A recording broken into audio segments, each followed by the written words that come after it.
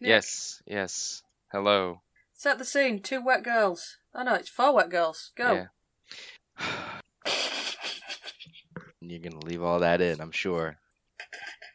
What, you just taking a really deep fucking breath whenever you talk to me? If I left all those in, I'd just have like an hour's worth of material. That's probably not inaccurate. Alright. Careful. So, Ariadne, Anna, Trees, and Enough are all descending into the water. Both Ariadne and Anna are much better swimmers than the very tall, not water-based Enough or Trees. How deep is the water? They're in the ocean. Right. Very deep. Okay. Giraffes can't swim, you know. Yeah. Luckily, no one here is a giraffe. I will try not to turn into one during this period. Oh, wait. Yeah, I guess you could turn into an aquatic animal. Or can you only turn into a horse? I can turn into things like within a certain CR range. I know I can't fly yet. Can you swim? I probably could have turned into something that could swim, but I don't Like a have time for that seahorse. now. I've got gills right now. It's Yeah. fine. Seahorses don't swim, though, so... Trees was just too excited at the prospect of having gills. You see, I'm kind of enjoying the image of Enough just looking like a really grumpy hammerhead shark, like getting all seaweed and stuff caught in her horns, while Trees gambles ahead like, I want to be an otter! No, I want to be a fish! No, I'm going to be a seahorse! I can only do it like twice a day. Let me enjoy my image. Okay. So, yeah, Anna and Ariadne swim ahead, pausing when they realize that the both of you are kind of struggling. Just make a athletics check. Oh, damn it. I did not launch it. 14. 8. All right, yeah. Enough, you're not used to the process of swimming as your entire movement. You get mostly used to it. You're moving pretty slowly. And Trees, you were so excited about your gills and getting to use them in your regular form, you forgot that you have a lot of resistance. I'm just doggy paddling through the water while my dungarees are billowing out behind me, just Yes. creating lots of drag. Oh, Enough's like floor-length coat is going to look epic. Inconvenient, but epic. Yep, like the ghost from Muppet Christmas Carol. Ahead, you see Anna and Ariadne kind of laugh, and both of them approach. Anna approaching Enough, and Ariadne approaching Trees. Each of them, like, kind of just offering their arm. Do I say thank you or blub at this point? Gills don't give you the ability to talk underwater, so you would Fair be enough. blubbing. Do you have any sort of telekinesis or something? Telepathy? Telekinesis to spell thank you with some seaweed. Yeah. In fact, if we can just say that I didn't forget to bring my unseen servant with me, I can make them spell out things in seaweed. I'm sure.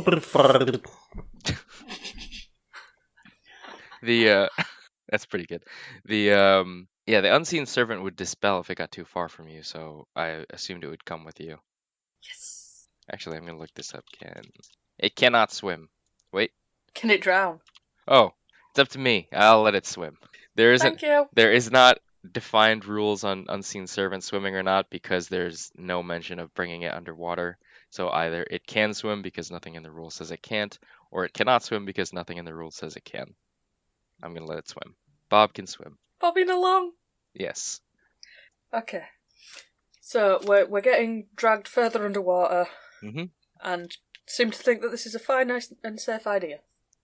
Yeah, it's actually getting way darker. Trees, after a while, it's becoming slowly impossible for you to see. Like, slowly your vision just closes more and more on Ariadne, the only visible thing to you, before you two are just being pulled along in the dark. Enough, your experience is quite different. You have the ability to see around, and you're getting close to the seafloor. Underwater, there's a lot that's reflective of the land outside the town.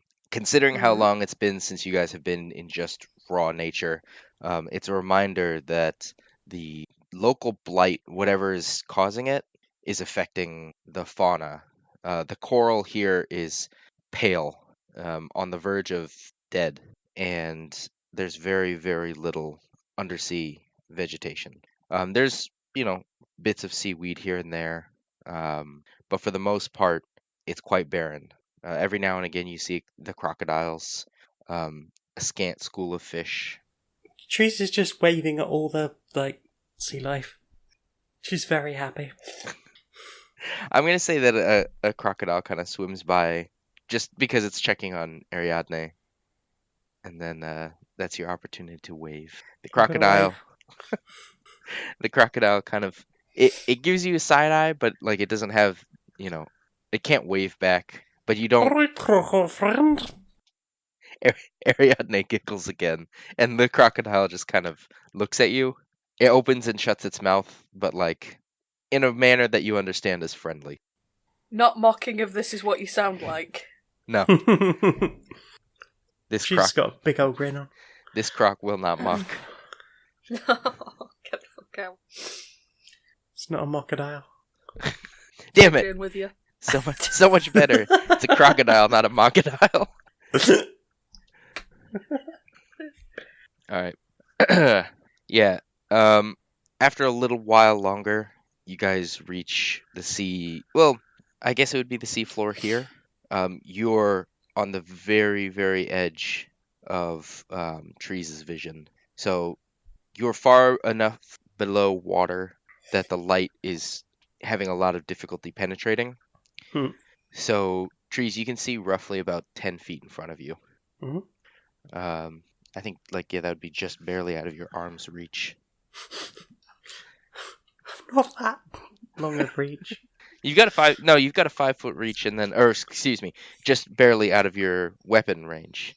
Alright, okay. Because you've got a 5-foot step, and then I think you can take a step and attack. That's fair. I would like to try and do a thing that might make this a lot less fucking about. Tree still can't see. Given that Enough has thaumaturgy which can manipulate flame, therefore making it a magical fire, she's going to take out one of her torches and between firebolt and thaumaturgy try and get one to light and stay lit for Trees. And we're having to do lots of rules lawyering today. You don't have to rules lawyer, you're the DM and it's a podcast. It's true. How about a roll arcana for it? Yeah, I was going to have you do that regardless, but I just wanted to see if there was actual yeah, you're going to have to do that anyway. I was just checking. I feel like what's going to happen is it's going to come back with either a yes or a no, and I acknowledge the yes or a no, but I have decided. Yeah, roll the arcana. 9. You've got the right idea, but the flame fizzles out quickly before you can get the thaumaturgy to light the fire. Oh, I'm sorry, I tried. That's okay, I appreciate it. Ariadne looks between the two of you and then realizes what you're doing, and then goes and fishes a large shell out of the sand, passing her hand over it, and it begins to shine like a torch. And then she gives it to Trees. Thanks, love. Ariadne I give her a giggles big again. thumbs up. Enough's just sort of sullenly going to put the torch back. Ariadne laughs, and Anna does as well. So you can move fairly freely underwater.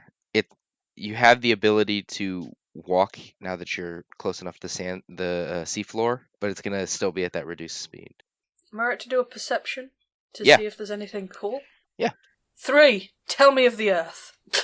Wait, we're underwater. Tell me of that.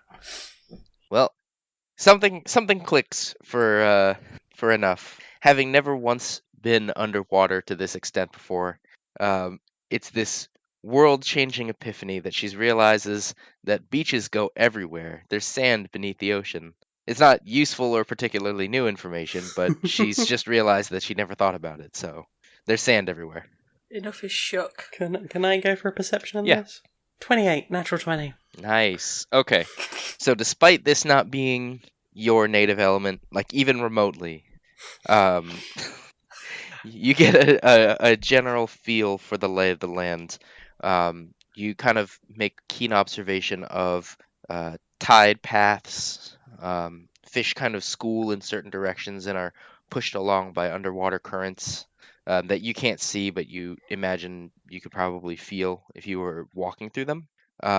One thing you do notice is rolling sand hills, about like 100 feet or so from where you're standing. That seems to be the direction that Ariadne and Anna are going. So Anna seems to know where she's going, or she's just following? She's just following Ariadne. Okay. Ooh. On we go then. All right. So it takes some time. Ariadne and Anna seem to be discussing, or able to talk at least underwater and at length, but neither of you speak Aquan. And they're also like so engrossed in conversation that they've once again got ahead of you. Both of you and Enough are slowly trudging along in the sand. It's actually taking a lot out of you to be this deep underwater and moving around. Trish is not used to being this deep. No. But I'm sure she's used to being all wet. Definitely.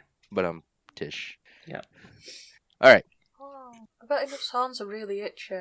Like, think about how squidgy your fingernails get when you're in the bath. Like, imagine your entire head. I've never had itchy fingernails. I've also never had itchy Yeah, fingernails. but your fingernails don't have feeling in them. Do your horns? I assume so. Why? They're just fingernails. They're just hair fibre. Plus, how thick's the fingernail? How thick's a horn? That's why I'm thinking that the horn might have some sort of sensation in it. Well, the horn's a lot thicker than a finger. I'm saying that she can feel the horn. I've made my decision. So there's like a root nerve. Let me ask grooming habits of Enough. Does she shave her horns? I'm saying that she used to get someone to do it back when she was in civilization, but they've just been sort of left to grow out because there is no one remotely competent around here. Rude. Could probably get trees to do it, but I'm just kind of scared that they'd end up, instead of a crown of spikes, just a crown of dicks. I could try and sort your horn out for you. Totally pretty good at that. I know that if I speak, I'm just asking for it. So you won't speak? Apparently not. Haha, you won't get me that easily. Making your way over there, you actually quickly are able to spot lots of little cicalias. They're just kind of schooling around Ariadne, who's like jetting this way and that. Or the little cicalias are jetting this way and that as Ariadne watches.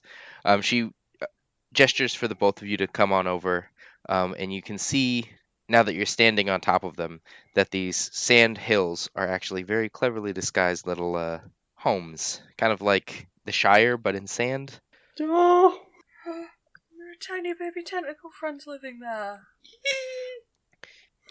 Just on the edges, like, and through some of the, like, doorways, you can see older cicalias as well. Interestingly, both of you roll perception. 16. 2, with a botch. Okay. Enough. This is, like, eye-opening to you. Again, I don't know if Enough is familiar with the concept of underwater cities or an entire underwater culture, but the first thought that comes to her is, wow, they have houses, too. Just like people. Yikes. Oh, gosh. Enough is a massive racist. Speciesist. It's in a benign way. It's like, I didn't think about how they'd have houses, but I guess they do. I guess they don't just sleep on the sand floor. Oblivious cultural moron to the rescue, right. They're clearly more advanced than trees. Trees, you notice that there are almost no cicalias. Well, there are no cicalias around Ariadne's age, or your age. No young adults. They're either young children or older. That's a bit concerning. They're all very old or very young. You get that with wars, although I'm supposing, again, that's just blubbing. Yeah, I'd like to say that Enough, didn't notice it because it was just obvious to her that something that bleak would be a thing. There we go. Didn't think they'd have houses, but did consider considerable reduction in population. Okay. Yeah, I did consider that a war would wipe out a lot of the Well, sort of... once she clicked that they were, too, a civilization, all the regular rules applied. So it's like, oh yeah, young people not around, war. Yeah, they all just got chucked in the grinder or ran away. So as the little cicalias kind of, zoom around Ariadne, they eye the both of you at first with suspicion, But then Ariadne says something, and they come over and just start like swimming around you excitedly. Trees is gonna wave and smile. Just super excited. At least 5 baby cichalias swim up to trees, and they just a few of them are like pulling at your dungarees, and one of them is just like hovering in front of your face, like kind of like the jellyfish, flapping its little tentacles to try and stay level but bobbing, and it's just babbling at you in Aquan. Oh, it's adorable. Enough there are 2 on your horns. Oh, I'm okay with this. So, when we last left Latonk, Steve, Doggo, and Thomas, they were all just kind of hanging out on shore. Thomas and Steve have opted to just play in the shallows. Thomas continuing to just bop Steve gently on the snout, and which causes him to open his mouth and then shut it. It's a fairly simple game, but apparently the 2 are engrossed in it. Latonk, Doggo is just kind of running circles around you excitedly and expectantly. Can't remember the last time that Doggo and Latonk have hung out. Don't think they have. I think I threatened to ride it, and then Trees has kept us separate.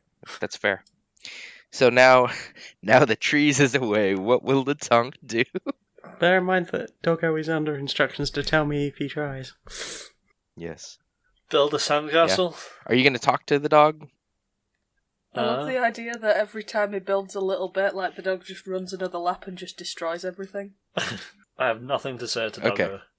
So, Latonk, you kind of trudge up to the shore and begin to try and craft a sandcastle blind, which is a feat in and of itself. I imagine it's quite therapeutic for someone who's blind to build something like a sandcastle. Yeah. What do we roll for sandcastle? Craft. Try again. Performance. There's dexterity. Oh. Wait, what the hell is Trees rolling when she makes their dildos? Dexterity, I think we said. Oh, well, damn it. Yeah, okay. Fine, dexterity. Alright, +4. 9. Alright, also make a wisdom, an intelligence check for me. 10. Okay.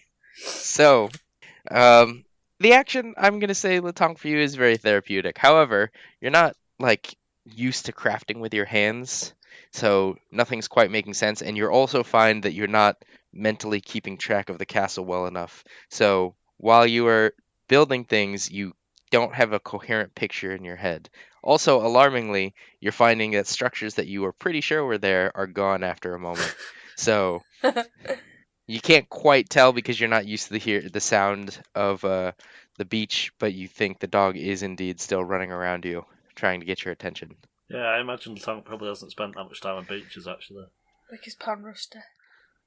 Not if it's stainless steel. I think even if it's stainless steel. Really?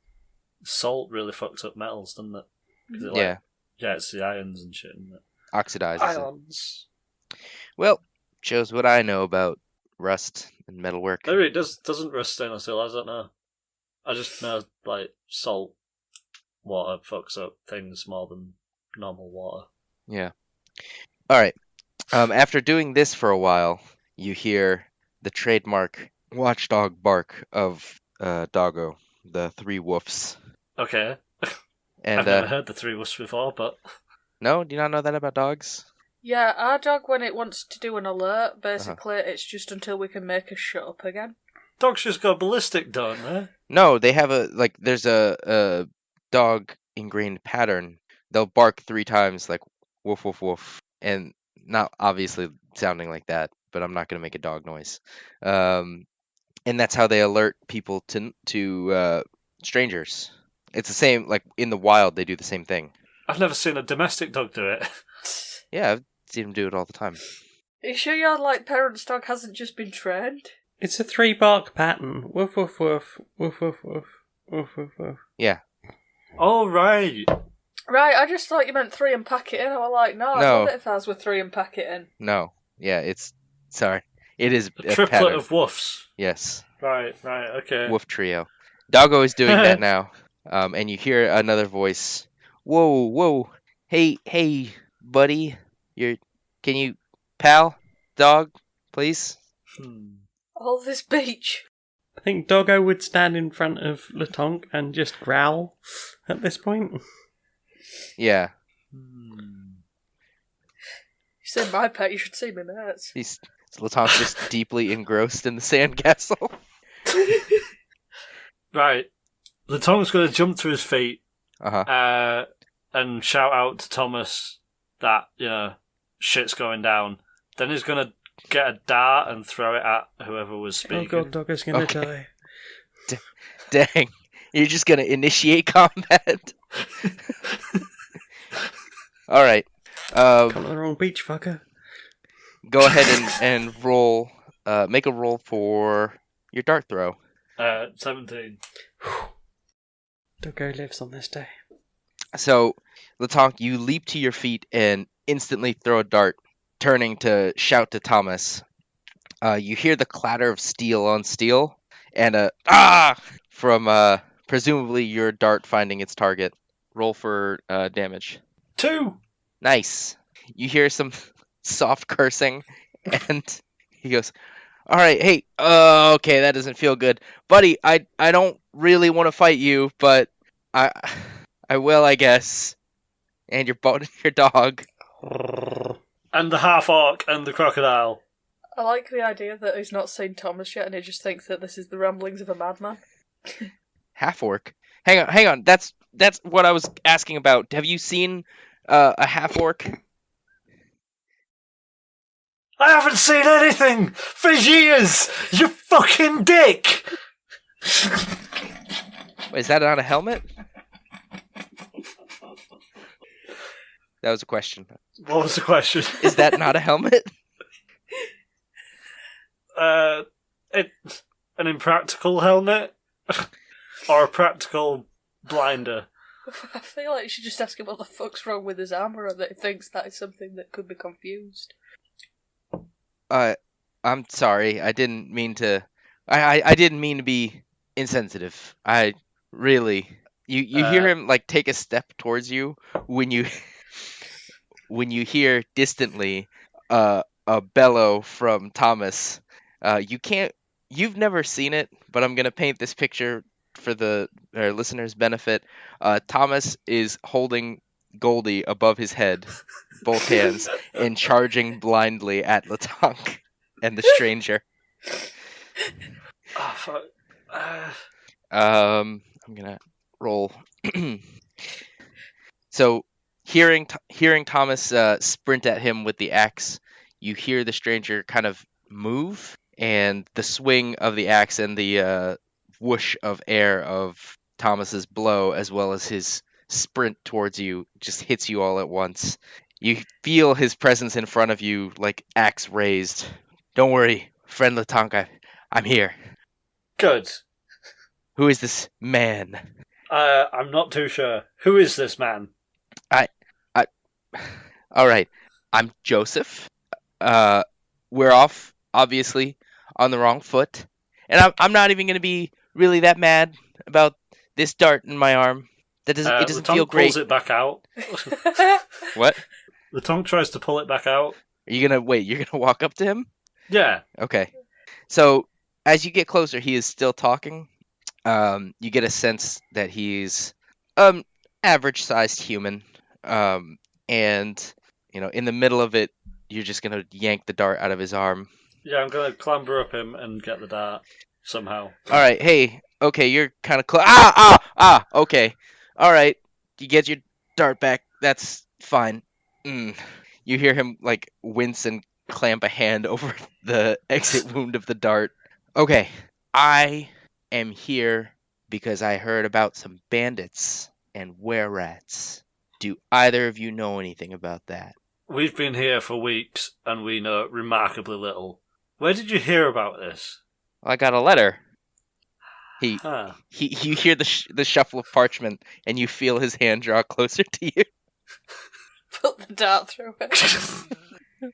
Yeah, I'll do that. Latonic's going to use the dart to sort of pierce the top of the parchment. And then he's going to hold it as if he's reading it, but he's not. Alright. And then... What, do we have to roll for sarcasm? Is that performance? I'll just roll a perception. Alright, yeah, no, he's not getting it. He's just He's standing there quietly and expectantly. Can I do perception? Yeah. Because, like, out of character, I reckon this is the fucking thing from the thing about the thing, but in character... That's not... You said some words. Yeah, you said a bunch of +2. filler words. You reckon it's what? 17. Okay. So yeah, yeah. What is it? Or do I recognise it as the letter that I got at the start? Okay. Yeah, does it feel like a William letter? Yes. That's the one, William. The smell of the old parchment and like the tattered edges, it definitely feels like the letter that you got. You're a bit late. A bunch of us turned up a few weeks ago and resolved this. I mean, it's ongoing, but like, yeah, we're good. Oh, well, I can't say that's not disappointing, but I guess that's good. What about the bandits? You just watched a blind man read. I don't know. Out of character of what fucking bandits?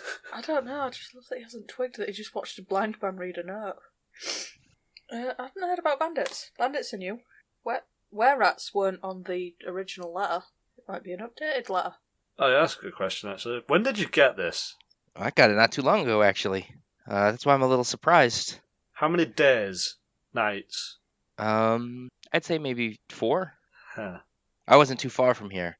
Hey, and he starts. You hear his voice like redirect, and you can tell that he's talking to Thomas. You can put the axe down and the crocodile. Here's the thing, Okay. buddy. Could you read this letter to me? I thought you just read it. I want to hear you read it.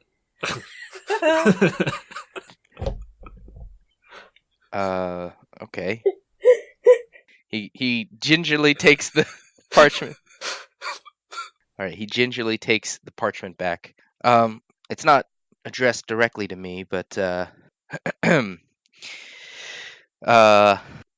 noblest adventurers, my dear and humble town requires aid, spelled wrong. There are bandits besieging our beloved town, and an issue with rats of were kind. I don't know what that means, but the guild says probably means were rats. Then it goes on to ask for assistance in any way, shape, or form. And then it's signed Lord Moore. So, you know this guy. Yeah, there are 2 Lord Moors. I think, technically. Can you have 2 lords? I think you can. There's 2 of them. There's brothers. Yeah. So, a few weeks ago, I received a letter similar asking for aid. And I turned up, met a few friends, some of whom are here. And we helped this guy out, but the situation's developed. There are were-rats, and we've killed a few, and we don't really know what's going on with that right now. There's something bigger at play that we don't really know, but we're trying to figure out. And it seems that you're here to kill us. What? Well, because there's no bandits here. Are you sure? Have you seen any bandits? No. And he kind of pauses and he goes, but I did get told that there was a big gold axe bandit. He's kind of you hear him side-eyeing Thomas all of a sudden. So I don't know how you want to play this, but I have no real qualm with you. So you can walk away and that'll be fine. You can help us out and that'll be good. Or you could go and visit the Lord Moore, who lives at the top of the cliff, and see what he tells you. Or you can fight us and you'll probably die. No disrespect, but dude, look at us. I really hope Latong ended that by just flexing. Are you really sure there's no bandits? The town's in lockdown and we're in contact with... In fact, this is the brother of the captain of the guard. We'd know about it if there were bandits. Especially if there were bandits here 4 days ago. Well, no, you're just playing with a dog and sand and a crocodile. That doesn't really make you bandits, I guess. Could you introduce me, maybe? Well, I think that What, to a bandit or to a Lord Moore? Well, to Lord Moore. Maybe we can get this sorted out. Maybe there's been a misunderstanding. See, I don't trust Lord Moore. I suspect he sent out a call to get rid of us because we're messing up his plan. But that's just suspicion. I have no evidence towards that. I see. It would be tactless of me to go and introduce you to Lord Moore, because I suppose that would put him on the back foot about who a claim is a bandit. But if you go to him and he tells you that we're the bandits, then that's solid evidence that he wants us out of the picture. You get what I'm saying? Yeah, actually. I'll go and see. Yeah, you go see Lord Moore. See what you think of him. He's a bit weird. Just heads up. Don't tell him about seeing us here, because that'd blow the cover.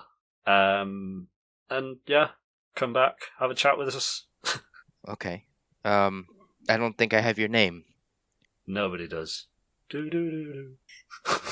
This big guy, he's called Thomas. The crocodile's called Steve. And there's Duggar. If you get back alive, I might tell you my name. Okay. Good luck. Alright. After a moment, he waves at all of you. Or, I guess Latonk doesn't see that, but he does wave. And then kind of trudges backwards.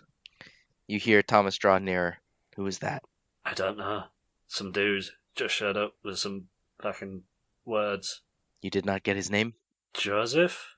Do you know him? I think, perhaps. This is a... you could have said that, couldn't you? I only suspected. I'm sorry, friend Latonk. He kind of... He kneels beside you, and he, plants a big half-orc hand on your pan. I imagine I'd probably, sort of slouch a bit from that. Yeah, you do. No, I have let my friend down. I'm truly sorry. Who do you think he is? There were many of us growing up in this area when I was young. I believe he and I were raised in the same orphanage. He looked familiar. Joey. Okay. Joey? If he is the same person, there has been word of a swordsman roaming these lands. Joseph Stone. The same names that all the orphan children take. Apart from you? Yes. Why didn't you get called Joseph Stone? Oh, no. All of our first names are different. I am Thomas. Thomas Stone? I would be. That's a good name. You hear him pause and then kind of clear his breath. Thank you, friend. But when I found out there were other half-orcs, I decided to go and see them. Reed and I were born around the same time, and we think maybe even in the same area. That is why we are family. Wait. Did Reed grow up in the orphanage? Yes. Okay. Captain Reed would know him as well?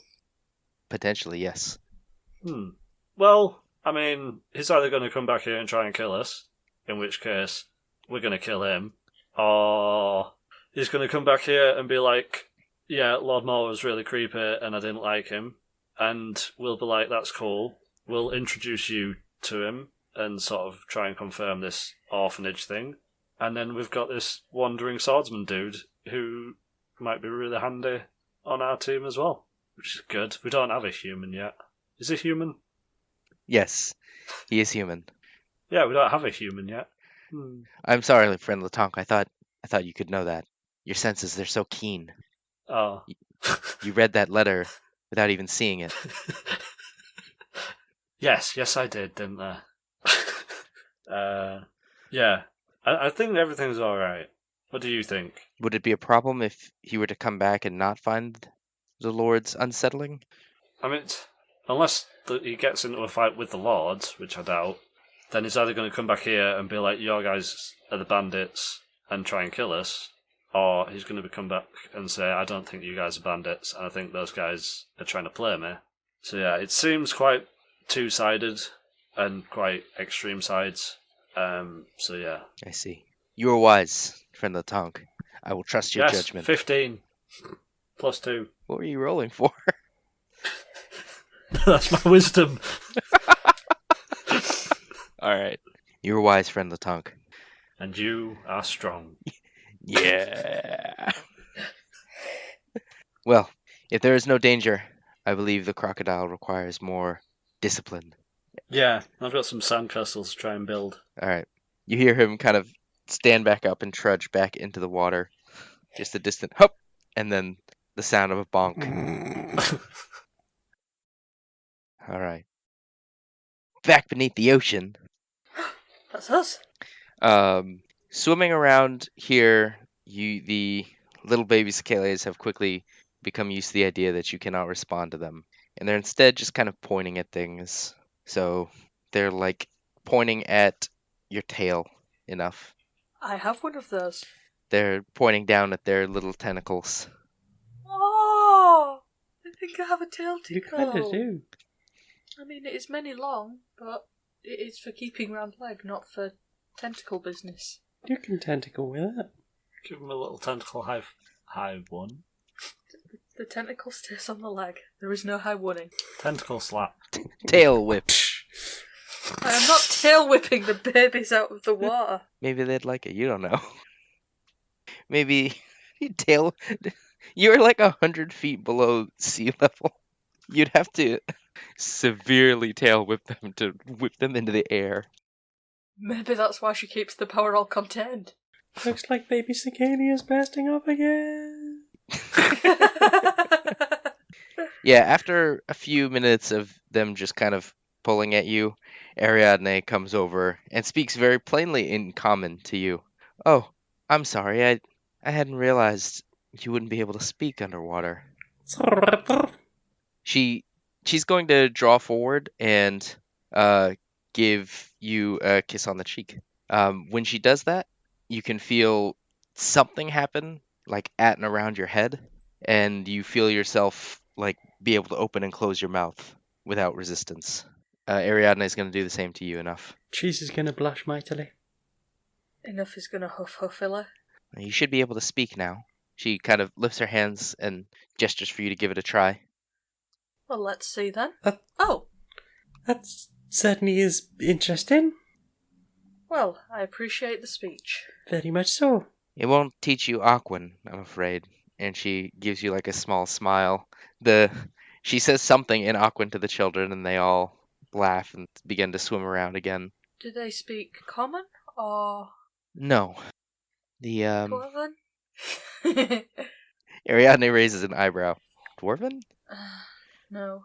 Infernal? No. Probably just Aquan, is it? We teach them little words. Like, she raises both her hands and goes, fish! And all of the little Zacalias swim around excitedly. Big's a little word. Weird that, isn't it? Yeah. I'm sorry, I guess I hadn't been thinking too much. You can see our homes, but there isn't a lot for you to do here, I'm afraid. They're most beautiful. Yes, thank you for bringing us here. I aren't sure what I expected, but it's nice to know. I'm glad. Anna seems lovely, and she speaks very highly of you too. Oh, she's very lovely, and always been such a good help at the Peacock's Feather.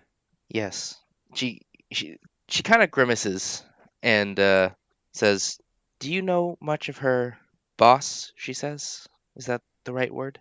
Only met him once. Seemed pleasant enough, if a little peculiar. Something we should know. Oh no, you have to forgive me. I don't know that many land dwellers, but I just want to make sure that she's okay. The people there are not overly so, of those in the sea. Well, we have said we keep an eye on her, make sure she's looked after. Even got some security to go to the bar. You did? Yeah, we're going to have someone keep an eye just to make sure she's safe, especially if business is likely to pick up soon. Oh, well, that's wonderful. I'm so happy to hear it. You can tell that visibly she's still concerned. I shouldn't worry too much about her manager. If the main reason for his lack of trade is the fact that there is someone from the sea working there, and someone from the sea is still working there, then I feel like perhaps he will treat her kindly enough. What's your concern, love? Oh, I hadn't realized there was anybody from the sea there, and I don't know. I just worry for her safety. It'd be good. It'd be great even for somebody to continue to live there. others could get used to him, but it does still make me worry. Just wait till she hears about the were-rats. Well, we'll do whatever we can, certainly. I'm glad. Well, don't let me ruin your experience here. I'm curious. Mm-hmm. Would anyone here know either about were-rats or about demons that can possess creatures from within their dreams? Roll perception for me. 5. Nice.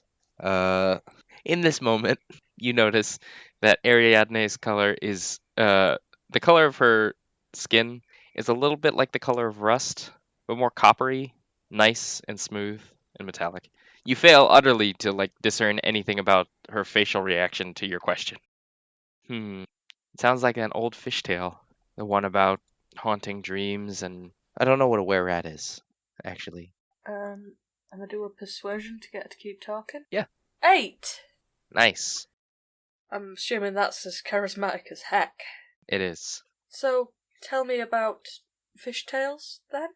Oh, well, just something on the silly end, I think. Most of the old maids, when they take care of the little fish, they ask them to keep mind of their dreams, not to talk to strangers even in their...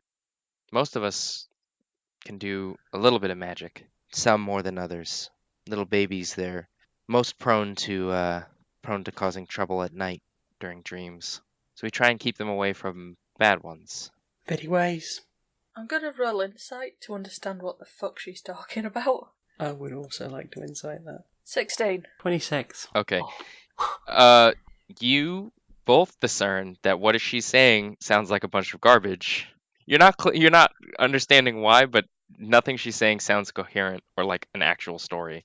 You in fact suspect she might be lying to you. Listen, I realise we're part of the kind of species that perhaps you've grown to not to trust. So I guess I can understand that perhaps you wouldn't trust us, and that's fine, but we really do just want to try and help however we can. Why don't you try that with as a diplomacy? Persuasion. 21. You hear her kind of groan and relent. I'm sorry. I know No, that it's fine. I can totally understand. I'm glad. I know that you mean well. It is a old tale, and it's just talks about a scary monster that comes in the night and talks to and abducts little cicalias in their dreams. It's silly, but that's the only thing that I could think of. I'm not sure what it has to do with your rats. There seems to be some great evil round here, and I don't know if that's to do with the rats or if there's some other force at play. It could be that. You think the monster in stories are talking to some rats? Not necessarily the rats. I'm not even sure if there's just one thing going on around here. But I sense there is some great evil at work. And perhaps the rats are involved, perhaps the rats are just caught up in their own thing, but either way, we are just trying to get rid of some of the evil. So that people can just live happy again. And safe. I see. I'd love for the people to be at peace again. I don't know what that town has been like, but it's been very difficult underwater. It's not looking great up there, to be honest. No? No, I sense something's sucking the life out of the world. How would it do that? I'm not entirely sure, but I have, I suppose, wondered if it might have something to do with this water of life stuff. If there's some equivalent exchange of energy being brought back and given life, taken from something, given to something else. But I'm just trying to work things out myself, really. The waters, at least the stories that I heard about them, they're not supposed to work that way. I could be very wrong then, but something's going on. Well, How are they supposed to work? They are in the hands of a madman, after all. the stories say that they're a gift from the old gods. They're supposed to just be flowing with light energy, with life. Anywhere around them is supposed to prosper. That does not seem to be what's going on up there. Or down here, by extension. No, does worry me. Do you think the waters could still be there? Maybe they're just gone. Somebody's been bringing people back to life. Maybe the whole water of life thing is nonsense. They've dried up or stopped somehow at some point, and whatever's being used now is something more necromantic. Ariadne makes a face when you say that things are being brought back to life. It's not right. It doesn't seem natural. I don't really understand it myself, to be honest. But that is what we appear to have encountered. She looks over at you enough. What do you think of all this?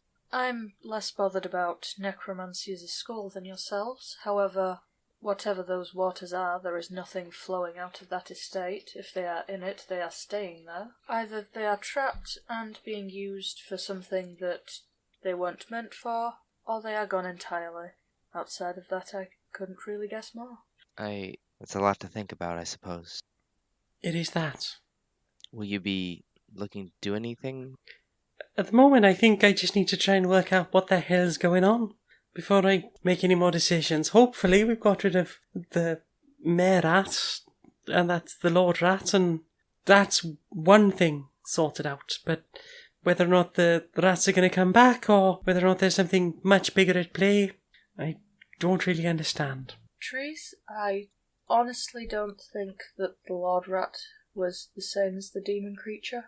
No, I think you're probably right there. But where is this demon creature that was supposedly seen down by the beach? That's why we were down there originally when we met Ariadne.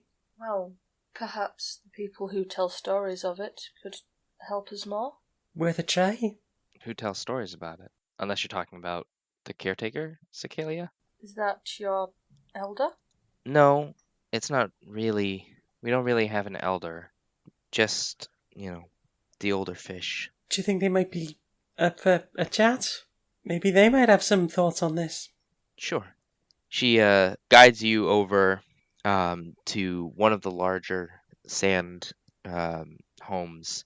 It's a very small. As you swim along, you can see that there's maybe 20, 25 homes here. You don't know how many of the Cicalia live together and where, but you do realize it's very limited population. Getting to the door, the circular door swings open, and you see, kind of cowering inside, there's 6 older Cicalia. They all appear to be women. Ariadne has her hands out in front of her, trying to soothe them as they are talking very quickly in Aquan. Enough's gonna back away at the sight of cowering. Mm-hmm. Trees will also back away at the sight of cowering and hold up hands. Anna, who'd been following nearby, catches sight and kind of swims over to you. It's not your fault. No, but it's understandable.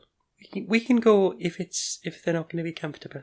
She kind of looks a furtive glance back at Ariadne. I think maybe we should. Okay, that's fair. Come on then, let's head back. Woo. All right.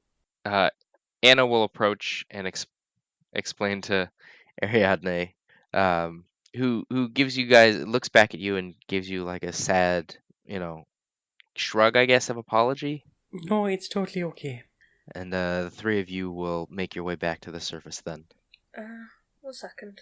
Sure. Would Anna rather stay for a bit? She could ask them about the story.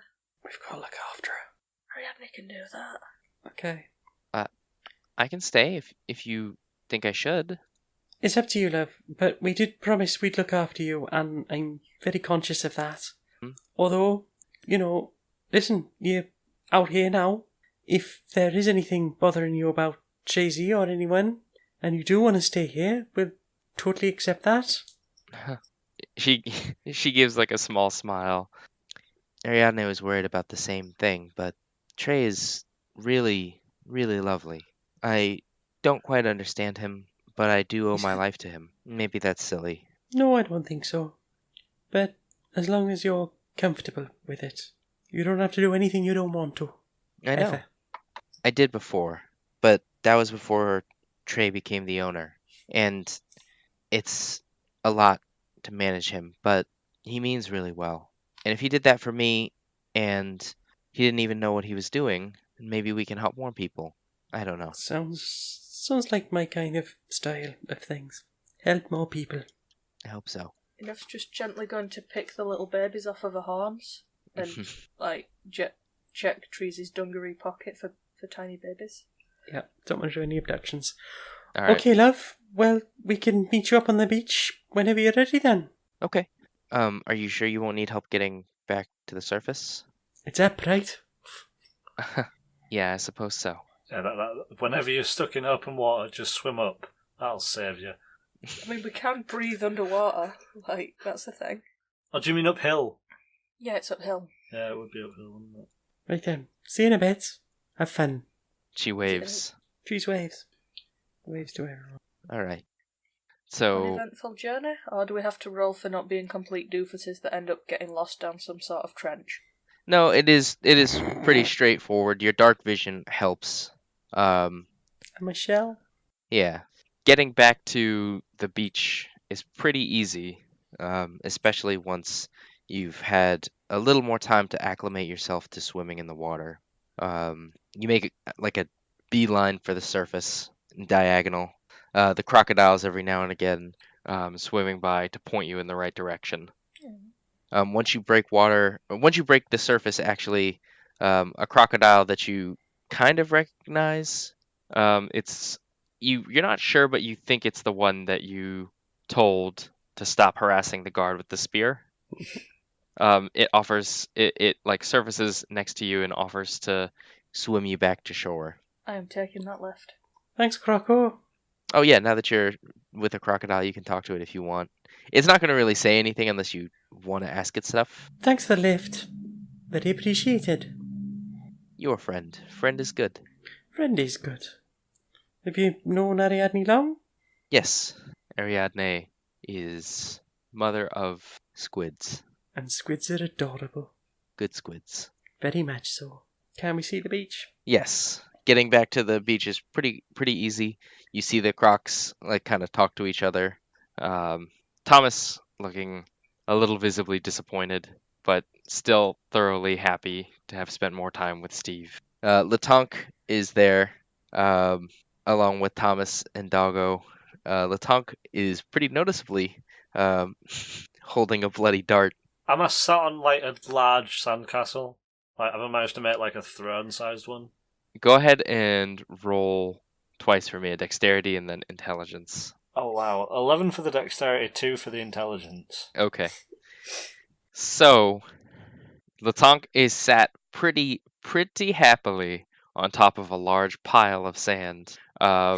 Be it sheer determination or, happenstance, he has happened to make some kind of chair-like object. But in his head, it's a much grander design than, what is sitting there. Which is basically just like a sand stool.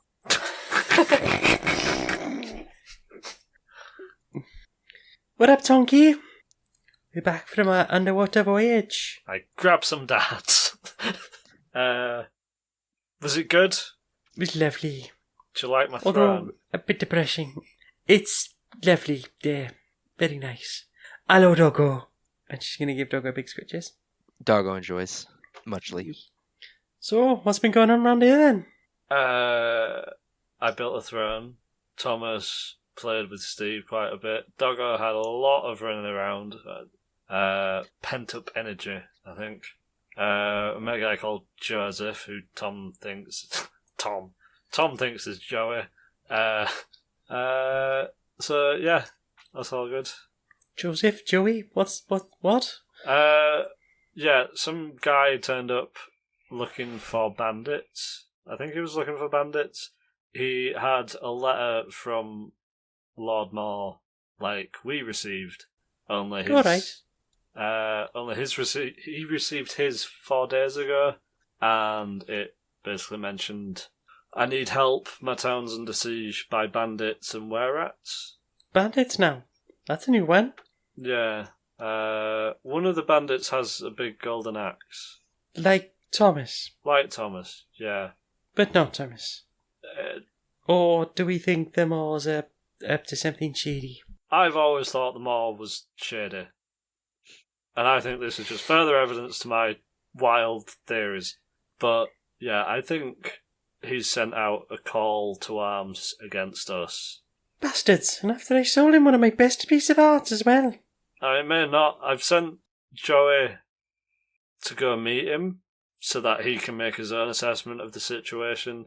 And so he's either going to come back and try and kill us because we're bandits, or he's going to come back and be like, those guys are really freaky, or whatever. Well, at least we're all back together now, so if he does turn up, better numbers. Although we gotta wait for Anna. She's hanging down for a bit. Oh, good. I hope they don't both arrive at the same time. Well, Anna can swim, can't she? I suppose. Just swim into the ocean. The guy's a human. He won't be able to swim that far, will he? Do humans have gills? I don't think so. Enough's just gonna look at the crocodile that brought us back and Steve and just start grinning. It should be nice to see him try. They open their mouths in agreement. A large wave comes in and washes away Tonk's throne, but it's like really dramatic for him. So he's like, oh, like on his knees trying to scrape all the sand back up and letting out a just little wail. dribbling through his fingers. the next wave that comes starts to sweep him away and is just letting it take him before Thomas grabs him by the handle. Yeah, so in some of the meantime that happens, the three of you see the opportunity to take a brief rest after what has been nonstop back and forth. Taking the moment, Latonk proudly shows off his throne, only for High Tide to suddenly sweep in and erode quickly the throne of sand. Devastated, Latonk attempts to let the tide wash him away as well before being retrieved quite handily by the handle. That brings us to now.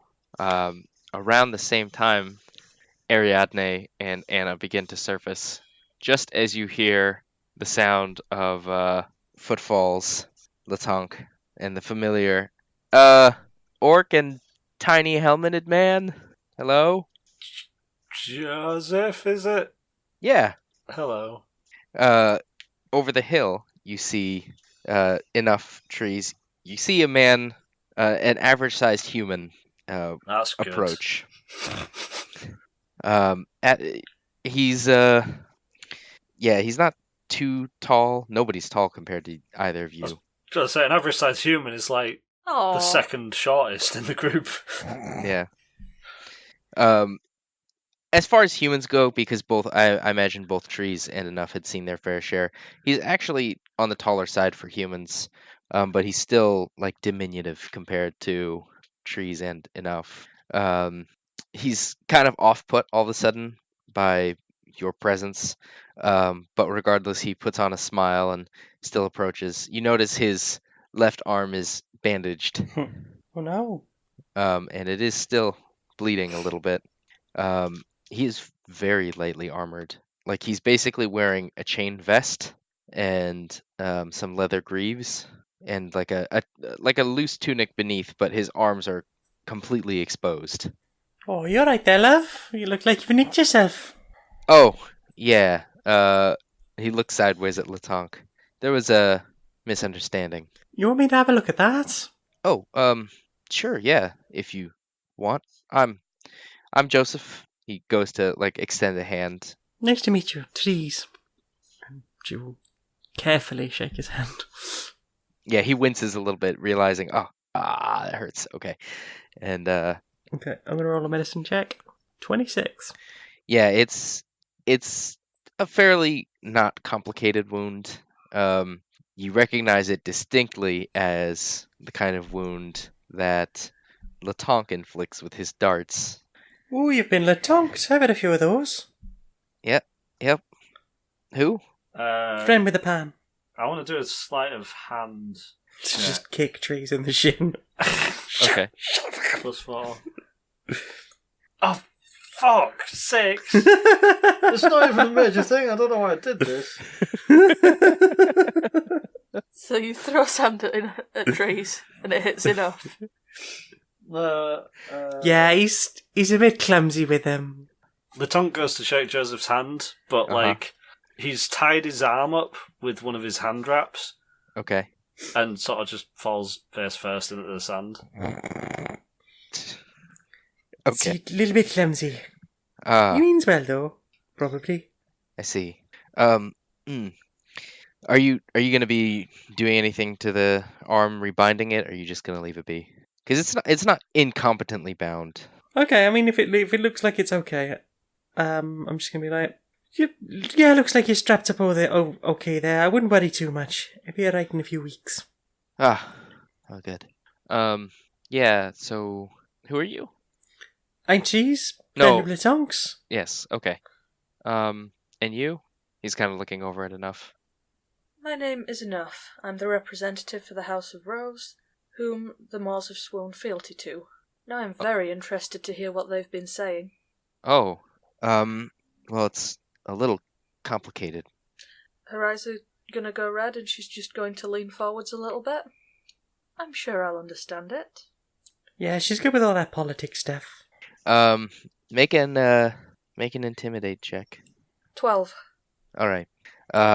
You put on the eyes and kind of lean forward. You're a little impressed that, despite his smaller appearance, Joseph kind of squares his stance, plants his ground, and looks at you, very clearly not shaken. How about stirred? Is he stirred? What? That's what? Is he stirred? No, he's not stirred at all. I didn't mean any disrespect. It's complicated because I'm not sure what to make of everything that they say, and I'm happy to share it. Please, go on. Is Enough gonna back down a little bit, or no? She'll stop being red. Okay. Although while he's talking, she's just gonna have a firebolt in her hand and just sort of swirl the hand around to make a little fire tornado to play with. Okay. He notices it, but doesn't say anything. The, strange one, William, he said that he had a premonition, but I think he means a premonition about bandits being here, but he said there was something that threw it off. Oh, yeah? Mm-hmm. What was that? He scratches the back of his head. I guess I didn't ask. But he said that, that there were some friends in town. He described you, actually. That's us. Ever friendly. Yeah, he suggested that I come meet you. He said his brother was around, but busy, so I didn't get to meet him. Yeah, he's got a lot on his plate right now. I see. And then, well, I sent a bird back to the guild, and I got clarification. The tip about the bandit with the gold axe, that was from the guild, not from Lord Moore. They said something about somebody practicing here without a license, and, well, I remember what that means. What does that mean? You know. It means that they would quite like to keep the monopoly on that, Trees. Yeah. Oh, can't people just be free to just do what they want as long as they're not hurting anyone? Ah, but you see, Thomas here is hurting their profit margins. Ugh, money. It's always about bloody money. I imagine it will be if they attempt to stop him. Well, they already kind of have a bounty on. He kind of looks sideways at Thomas. I don't really know you, but, you know, the guild aren't all bad people. They just really like to have their people registered, I guess. And after taking a second to think, he kind of perks up. I could help you out, you know, get this whole thing cleared up. You don't seem like a bad guy. Define cleared up. Well, something similar happened to me when I started. You know, I'm actually from nearby here. Do you know a man called Reed? Isn't he like the guard captain here or something? Do you know anyone else? Do you know anyone else called Reed? No? Should I? Yes. Okay, who should I know? Reed. Hmm. Reed grew up not too far from here, and so did our friend Thomas. He did? He kind of looks at Thomas. Tommy? And he, looks at Thomas with a smile, and Thomas grimaces. I do not like that name. Oh, you're the little half-orc Tommy. And Thomas says, I do not like that name. Yeah, you might want to cut that out. Sorry, Thomas. I hadn't I hadn't seen you since we were kids. Wow, you're a lot bigger now. Trees waggles her eyebrows. Thomas grimaces a little bit. Yeah, no, sorry. I did grow up here, but I went away. I tried to learn a trade. And did you? The blade, I suppose. The blade trade. Seems to be a lot of that going on around here. Oh, yeah. It's not the best line of work, but, they didn't exactly teach us a whole lot at the orphanage. Most of the people... But they do seem to be good at checking out producing hired killers. Joseph, damn it, gets a little touchy at that. I don't kill people. But you've mastered the blade, so what are you using it for exactly? Trimming the hedge? Chef. No. Chefing? No, I'll fight, but I don't want to kill people. And if I can avoid it, I don't. And I've gotten far enough avoiding it. People I fight, they get hurt. Not something I'm really proud of. But if they don't have to die, they won't. She can go back to fussing the doggo. Now, your friends at the Adventurers Guild, can they be persuaded to leave Thomas alone? Or will they need to be persuaded a little harder than that? I'm gonna let you roll an insight to see what you remember, because this is a guild that you would have known, actually. 17. Taking a closer look at Joseph, you do notice a small gold pin. He's placed it rather discreetly at the hem of his tunic, and it's just a circular N. You recognize them as the Adventurers Nexus. They're a very large, well-connected organization of adventurers, taking pretty much anybody and everybody who wants to join them in. You also recognize them as a pretty powerful influence, even with connections in your own house. You know that they kind of act as their own governmental body, especially when it comes to adventurers, and that something as simple as going and asking for a bounty removal will not be enough. Well then. Could you elaborate? Is there anything else about your meeting with the Moors that we need to know about? I'm interested in this premonition. I'm interested about the story of the bandits, but if there's anything else you'd like to add, then it'd be appreciated. Well, he said that it's good that I still came, or I guess he said that he knew that I would be there. I guess that's not really the same thing. Regardless, he said that the bandits should still be here? Bandit? Singular. Bandits. Did he give any information about the bandits? No. He said that his original premonition was wrong or misinformed. He said they'd be here, but he didn't know when or how. He actually said that I should come to you guys for help. Well, as much success as we've had translating the ramblings of that madman so far, I'm afraid I can't offer you any practical guidance. As for the issue with the Adventurers Guild, perhaps it would do well to inform them both that he is working directly with the local law enforcement, and secondly, that I am here and very interested in them leaving him alone. Although if someone wishes to discuss it further, then they're more than welcome to come and speak to me about that. Can I roll an Arcana to try and do something cool with the fire tornado? Yeah. 16. Oh, okay. Then you can do a specific cool thing. Yes. So I wanted to, as it was swirling, just let it drop into the sand, and the remaining sort of momentum, as well as it burning the sand into glass, makes like a little glass rose in the floor, and just sort of scrape it out and drop it in his hands. Yeah, he'll catch it and kind of look on it and wonder. Looking around, he doesn't really have anywhere to put anything. So he'll take out a bandage and wrap it up and place it in like a side pouch.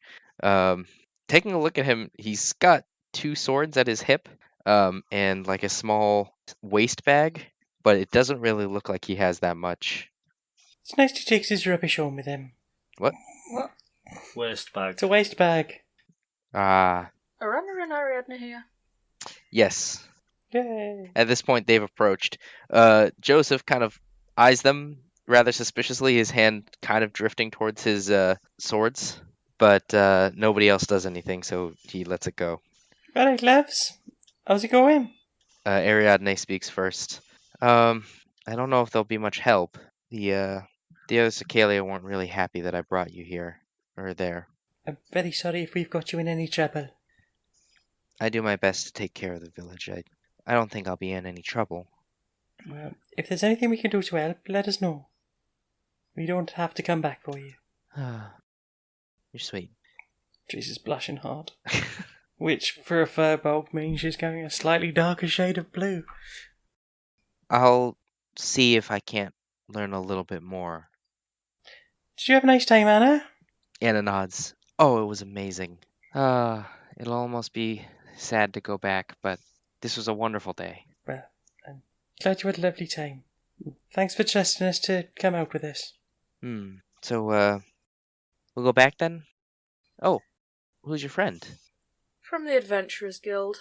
They've decided to put a bounty on Thomas, and also one of the lords is having hallucinations about bandits, so we have that to do, I suppose. Will you, need a room? And Joseph goes, oh, yeah, probably. He looks between the three of you. Is it a lot to stay around here? It's a fair price, but the facilities are amazing, and breakfast is really good. Okay. Yeah, I'll stay there. She's just gonna wink at Anna. Yeah, Anna winks back. Enough just stands awkwardly scratching at her horns and trying not to regard either of them. All right. Playing with your horn in public, goodness. So the five of you start to head off to the beach. Ariadne seeing you all off. 6. Oh shit, the other 6. No, there's 7. Isn't there? Do we get to keep the crocodile? No. Hang on. Doggo Latonk, Enough Trees, Thomas, Joseph. Anna. Yeah. So the 7 of you start to head back into town when distantly you hear the sound of bells. Someone Anna. getting married? That sounds like the alarm's being raised. Anna stops and says, that's the bells for bandits. Bugger, he was right.